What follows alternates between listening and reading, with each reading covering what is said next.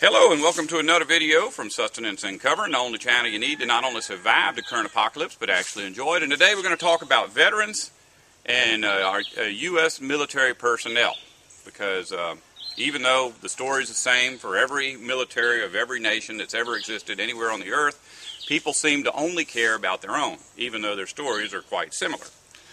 First off, let's start with a history of the U.S. Military and how all things have gone down since the very beginning.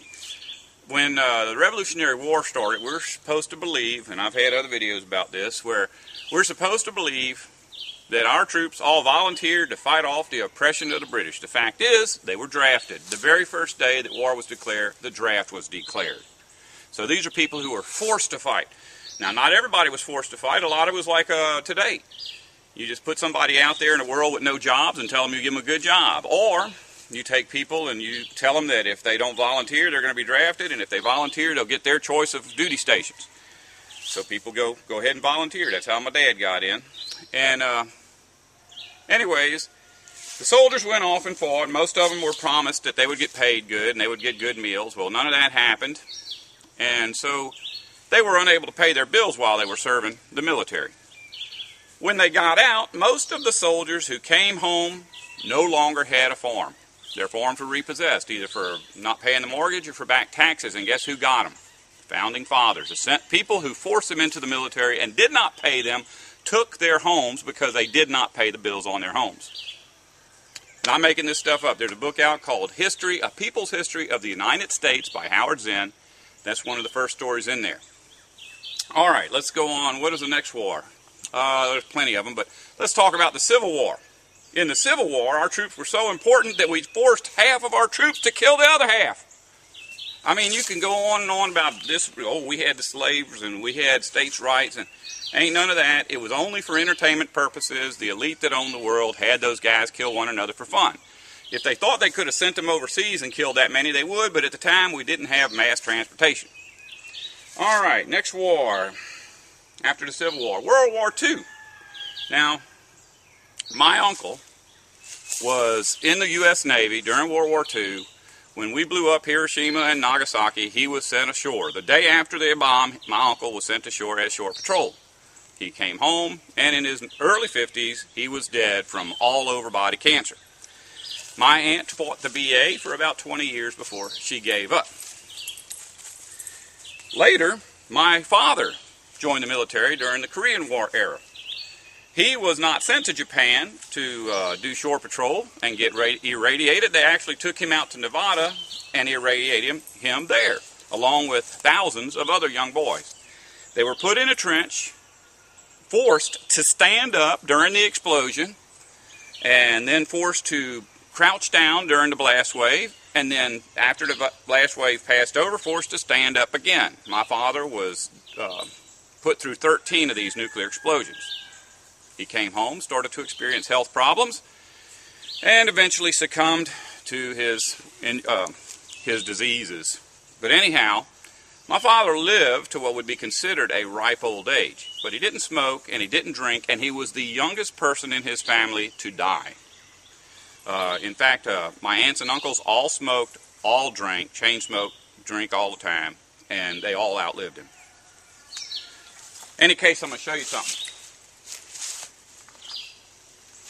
I saved this. This is about 30 correspondences from the U.S. military to my father. My father was a patriot for some reason. I don't really understand why. But he spent 15 years writing to the U.S. military. They would just sit on his letters for about 6 months and respond to them. The very first one he got, oh, and I'm going to show you this up close, just so you can see it. Let's see here. National Association of Radiation Survivors, the Operation Teapot overdose list. Here we go, one here. Defense Nuclear Agency. Now, there isn't anybody that has come out and explained why this was done to thousands of human beings. But when my father sent his first letter off, after about 6 months, he got a letter back saying, "Sir, there is no indication you were ever in the U.S. military." So he had to go find all these things that he had and mail copies to him. Go get certified copies of his discharge and all that and mail it to him. 6 months later, he got a letter back. Oh, we were so happy that you were able to find that, and we did locate your records. However, you were not involved in our nuclear test program. He'd go get everything he could find about the nuclear test program, mail it in 6 months later. Oh, you were in the nuclear test program, but we never actually blew up any bombs while you were there. And this went on and on and on and on and on and on. And when my dad finally got into his 70s, he got a letter saying, yes, Mr. So-and-so, we have got your letters and we are working on your case right now. And then my dad died. Going back to my uncle from World War II, I just found an article on the internet saying that all World War II nuclear veterans who are ill because of nuclear radiation can apply for a $75,000 payoff. Now you got to remember, these guys are all like 90 years old now. So if they're 90 years old, when they send a letter in, all they're going to get back is a thing saying, if you're 90 years old, you apparently were not affected, so you're not going to get your money. That's just the way it works. Now let's come on up to our time. Me, I got 3 ruptured discs when I was in the U.S. Navy. When I got out of the Navy, I filled out some paperwork and sent it in saying I have these 3 ruptured discs, I'd like some assistance. Can you guess what they sent me back? Sir, we are so sorry, but we have no records that you were ever in the U.S. military.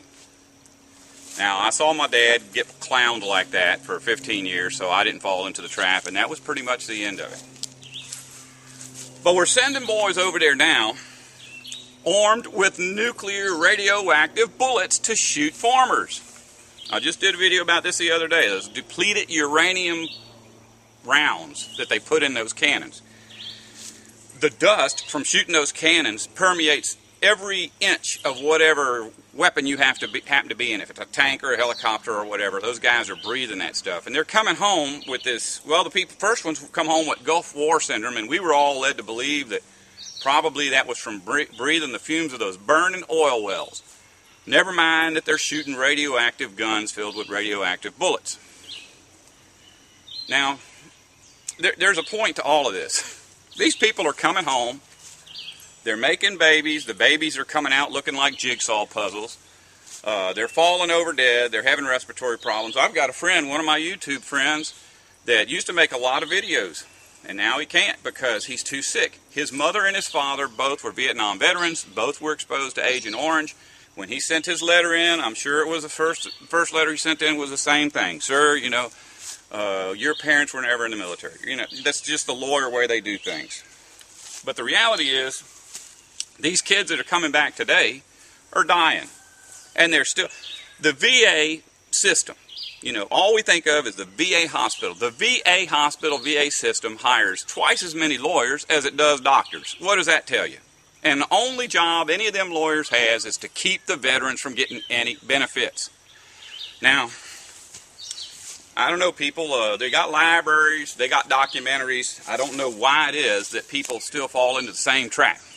But when I told my parents I was joining the military, first thing my mom and dad went out and did was tell all their friends that I was going to protect America for freedom or some kind of stuff like that. When your children come to you and say, Daddy, I want to protect America from terrorists, please don't go tell all your friends about how your kids are going to save America. Put your kid down in front of your computer and play this video for them. Get them a library card. Let them do some research on their own. You know what they say about history always repeats itself? That's true. And everybody says it. But does nobody hear it? If you don't want to survive, don't listen to me. Wake up call.